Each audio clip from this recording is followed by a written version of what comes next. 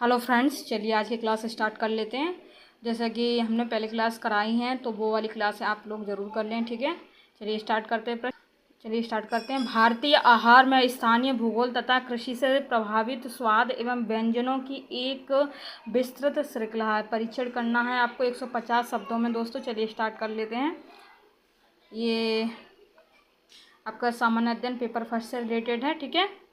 और ये जो टॉपिक है संस्कृति से लिया गया है। आप लोग समझ गए होंगे व्यंजनों का, यहाँ पर आपने देखा तो समझ गए होंगे अगर आपने सिलेबस ढंग से देखा है तब, ठीक है। चलिए देखिए, आपने जैसे प्रश्न देखा, आप प्रश्न पहले लिख लें दोस्तों और फिर इस प्रश्न का दृष्टिकोण बनाएं। तो प्रश्न का दृष्टिकोण बनाते हैं। चलिए हल करने का दृष्टिकोण इधर देख लेते हैं।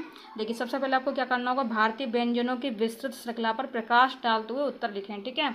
फिर क्षेत्रीय विविधता और भूगोल के प्रभाव पर प्रकाश डालना है। फिर कृषि के प्रभाव पर गहराई से विचार करना। फिर आपको लास्ट में निष्कर्ष देना दोस्तों। चलिए हम लोग प्रश्न का परिचय देख लेते हैं। इंट्रोडक्शन किस तरीके से करना है देखिए ध्यान से।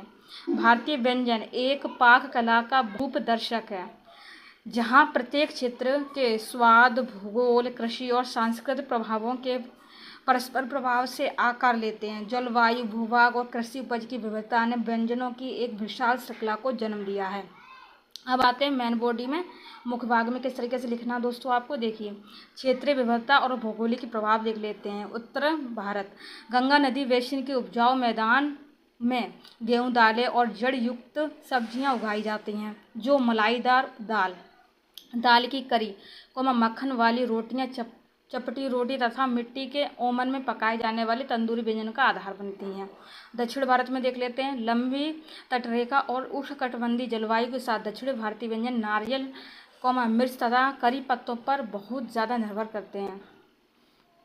मुख्य अनाज चावल, समुद्री भोजन करी दाल आधारित सांभर और डोसा किणित क्रैब्स के साथ परोसा जाता है।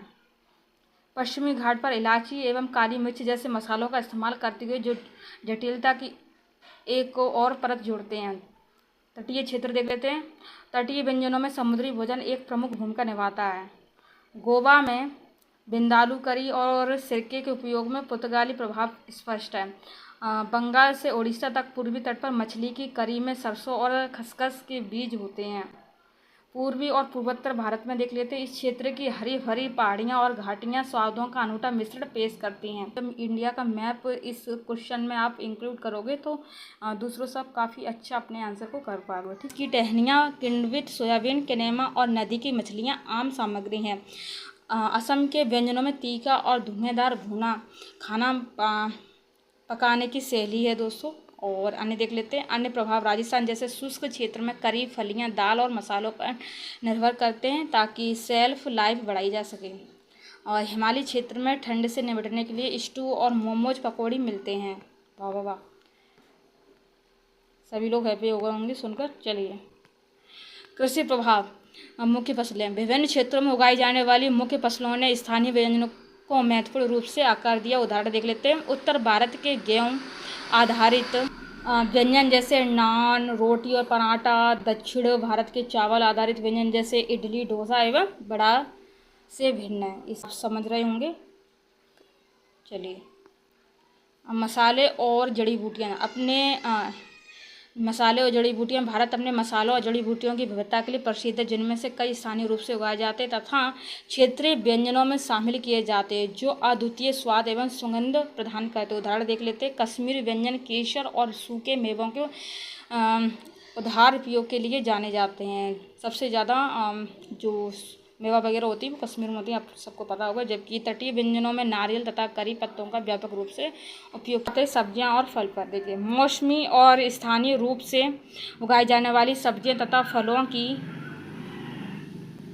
फलों की उपलब्धता ने विभिन्न क्षेत्रों के व्यंजन एवं खाना पकाने की तकनीकों को महत्वपूर्ण रूप से प्रभावित किया। उदाहरण देख लेते हैं। गुजराती व्यंजन में स्थानीय रूप से उगाई जाने वाली सब्जियों जैसे लौकी से बने व्यंजन शामिल है, जबकि बंगाली व्यंजन में कई तरह के पत्तेदार सब्जियां शामिल हैं।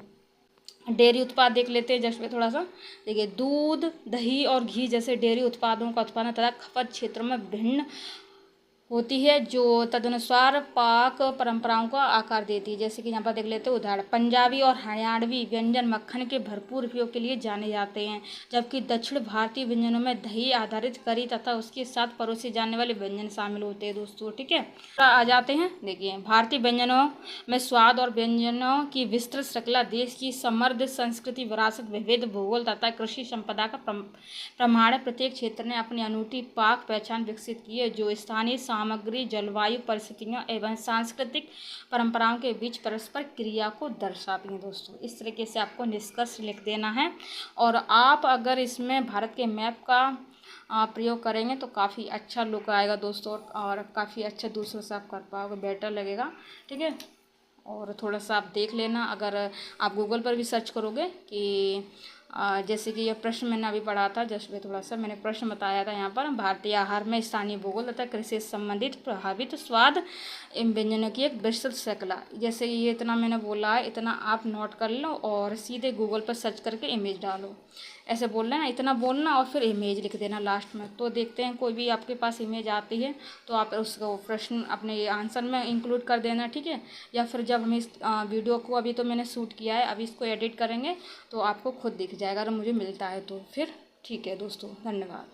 हेल्पफुल लग रहा है दोस्तों तो ज़रूर शेयर करें अपने फ्रेंड्स के साथ, लाइक सब्सक्राइब कमेंट शेयर ज़रूर करें। धन्यवाद। निरंतर आपको इस तरह की क्लासेस मिलती रहेंगी, और बाकी जो क्लासेस नहीं देखी हैं दोस्तों वो वाली ज़रूर देख लें।